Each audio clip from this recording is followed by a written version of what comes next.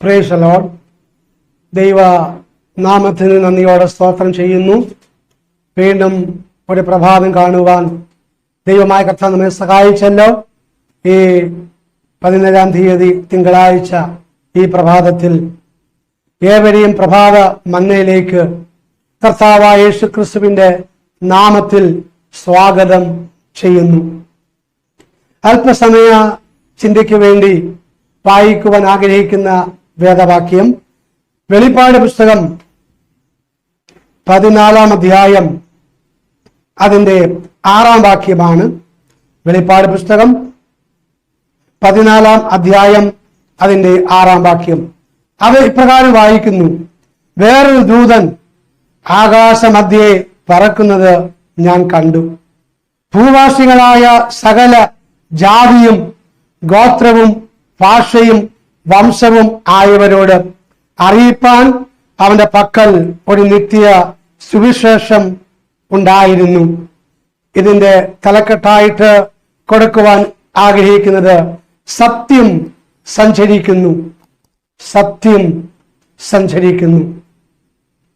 ഇവിടെ സ്തോത്രം ഒരു സുവാർത്ത അഥവാ സുവിശേഷത്തെ കുറിച്ചാണ് ഇവിടെ പറയപ്പെട്ടിരിക്കുന്ന സ്തോത്രം.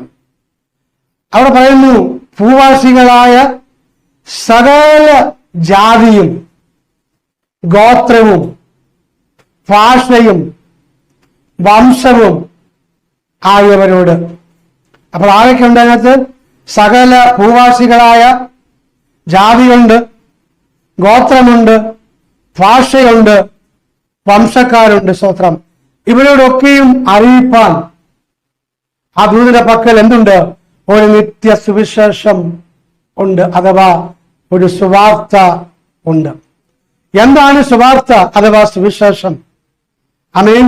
ദാവീദിന്റെ സന്തതിയായി ജനിച്ച് മരിച്ച് അടക്കപ്പെട്ട് 3-ാം ദിവസം ഉയർത്തെഴുന്നേറ്റ കർത്താവായ യേശു ക്രിസ്തുവാകുന്നു ആ സുവിശേഷം. ഇന്ന് ലോകത്തെമ്പാടും സ്തോത്രം അനേക ഇടങ്ങളില് ഈ സത്യ സുവിശേഷം, ഈ രാജ്യത്തിന്റെ ഈ സുവിശേഷം ദൈവത്തിന്റെ മക്കൾ ദൈവദാസന്മാര് പ്രസംഗിച്ചുകൊണ്ട് ഇരിക്കുകയാണ്. സ്തോത്രം. അത് കേട്ട് അനേക പാപികൾ മാനസാന്തരപ്പെട്ട് യേശുവിന്റെ യഥാർത്ഥ ശിഷ്യഗണത്തിലെ അംഗങ്ങൾ അഥവാ ദൈവസഭയിലെ അംഗങ്ങള് ആയിക്കൊണ്ട് ഇരിക്കുന്നു. എന്താണ് സുവിശേഷം? ഒരു മനുഷ്യനെ എത്ര വലിയ പാപിയായാലും എത്ര കൊലപാതകിയായാലും സ്തോത്രം ആ കൊലപാതകിയെ, ആ പാപിയെ രൂപാന്തരപ്പെടുത്തുവാൻ കഴിയുന്നതാണ് യേശു ക്രിസ്തുവിന്റെ സുവിശേഷം. സ്തോത്രം.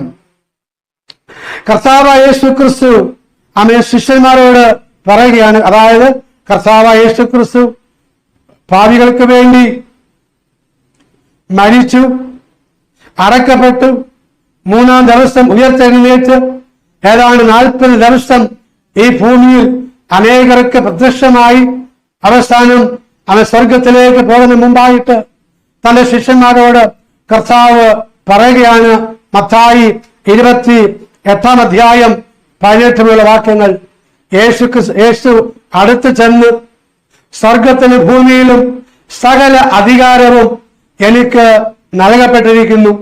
ആകയാൽ നിങ്ങൾ പുറപ്പെട്ട് പിതാവിന്റെയും പുത്രന്റെയും പരിശുദ്ധാത്മാവിന്റെ നാമത്തിൽ സ്നാനം കഴിപ്പിച്ചും ഞാൻ നിങ്ങളോട് കൽപ്പിച്ചതൊക്കെയും പ്രമാണിപ്പാൻ തക്കവണ്ണം ഉപദേശിച്ചും കൊണ്ട് സകല ജാതികളെയും ശിഷ്യരാക്കിക്കൊള്ളുവിൻ. സകല ജാതികളെയും എന്താക്കിക്കൊള്ളണം? ശിഷ്യരാക്കിക്കൊള്ളുവിൻ. എന്നിട്ട് കഥ പറയാ, ഞാനോ ലോകത്തിന്റെ അവസാനം വരെയും നിങ്ങളോട് കൂടെയുണ്ടെന്ന്. സ്തോത്രം. അതെ, കർത്താവായ യേശു ക്രിസ്തു തന്റെ ശിഷ്യഗണത്തോട് കൂടെയുണ്ട്, തന്റെ മക്കളോട് കൂടെയുണ്ട്. സ്തോത്രം. സുഖത്തിലും ദുഃഖത്തിലും ഒക്കെയും കർത്താവായ യേശു ക്രിസ്തു തന്റെ മക്കളോട് കൂടെയുണ്ട്. സ്തോത്രം. ആമേൻ. ആരെങ്കിലും, ഞങ്ങളെ കേൾക്കുന്ന ആരെങ്കിലും സത്യ ദൈവത്തിന്റെ സൃഷ്ടാവായ ദൈവത്തിന്റെ ലോകരക്ഷിതാവായ യേശു ക്രിസ്തുവിന്റെ യഥാർത്ഥ ശിഷ്യഗണത്തില് ആയിട്ടില്ല എങ്കിൽ ഇന്ന് പകൽക്കാലം നിങ്ങൾക്കുള്ള സമയമാണ്. സ്തോത്രം. വചനം പറയുന്നു, ഒരു മനുഷ്യൻ സർവ്വലോകവും നേടിയാലും തന്റെ ആത്മാവിനെ നഷ്ടപ്പെടുത്തിയാലും അവന് എന്ത് പ്രയോജനമെന്ന് സ്തോത്രം. ഒരു മനുഷ്യൻ സർവ്വലോകവും നേടിയാലും തന്റെ ആത്മാവിനെ നഷ്ടപ്പെടുത്തിയാലും അവന് എന്ത് പ്രയോജനം? അവയെ ലോകത്തെക്കാൾ വിലയുള്ളതാണ് ഉള്ളിലുള്ള ആത്മാവിന്റെ വില.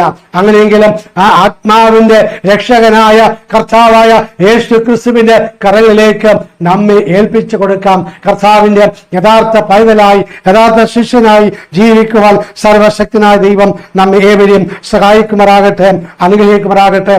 അങ്ങനെയെങ്കിലും ഈ സുവിശേഷം കേട്ട് രക്ഷിക്കപ്പെട്ട് ദൈവപൈതലായി തീർന്നിരിക്കുന്ന ദൈവമക്കളെ ചേർക്കുവാനായിട്ട് കർത്താവ് യേശു ക്രിസ്തു രണ്ടാമത് പാപം കൂടാതെ വരുവാനുള്ള സമയം അടുത്തിരിക്കുകയാണ്. സ്തോത്രം, അടുത്തിരിക്കുകയാണ്. വചനം പറയുന്നു, 1 പത്രോസ് 3-ാം അധ്യായം അതിന്റെ 22-ാം വാക്യത്തിലേക്ക് വാക്യപ്രകാരം പറയുന്നു, അവൻ സ്വർഗത്തിലേക്ക് പോയി ദൈവത്തിന്റെ വലതുഭാഗത്ത് ഇരിക്കുന്നു, ദൂതന്മാരും അധികാരങ്ങളും ശക്തികളും അവന് കീഴ്പ്പെട്ടും ഇരിക്കുന്നു.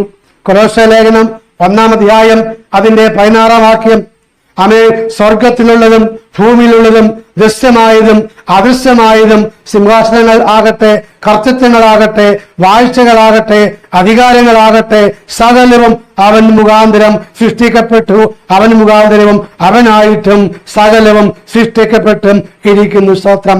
അങ്ങനെയെങ്കിലും അവൻ പാപം കൂടാതെ കർത്താവ് യേശു ക്രിസ്തു രണ്ടാമത് പ്രത്യക്ഷമാകും. അങ്ങനെയെങ്കിലും ആ പ്രത്യക്ഷതയിൽ നമുക്കും എടുക്കപ്പെടുവാൻ ദൈവമായ കർത്താവ് നമ്മെ ഏവരെയും സഹായിക്കുമാറാകട്ടെ, അനുഗ്രഹിക്കുമാറാകട്ടെ. കർത്താവിനെ എതിരേൽപ്പാൻ നമുക്കൊരുങ്ങാം. പ്രത്യേകാല ഇന്ന് പകൽക്കാലം അത് ജന്മനാൾ ഓർക്കുന്ന പ്രിയപ്പെട്ടവരെയും ദൈവങ്ങളെ ഏൽപ്പിച്ച് നമുക്ക് ഒരുമിച്ച് പ്രാർത്ഥിക്കാം. നവീൻ കെ നോയിൽ വെണ്ണിക്കുളം, ഷിനി ജേക്കബ് മാവേലിക്കര, ഈ പ്രിയപ്പെട്ടവരെയും അതേ ദൈവ കരങ്ങളിലേക്ക് ഏൽപ്പിച്ച് നമുക്കൊരുമിച്ച് പ്രാർത്ഥിക്കാം. പരിശുദ്ധനായ ദൈവമേ, സ്വർഗീയ പിതാവേ, ഇന്ന് കഥാവചനം കേട്ട എല്ലാ പ്രിയപ്പെട്ടവരെയും ദൈവകരങ്ങളിലേക്ക് ഏൽപ്പിച്ച് പ്രാർത്ഥിക്കുന്നു.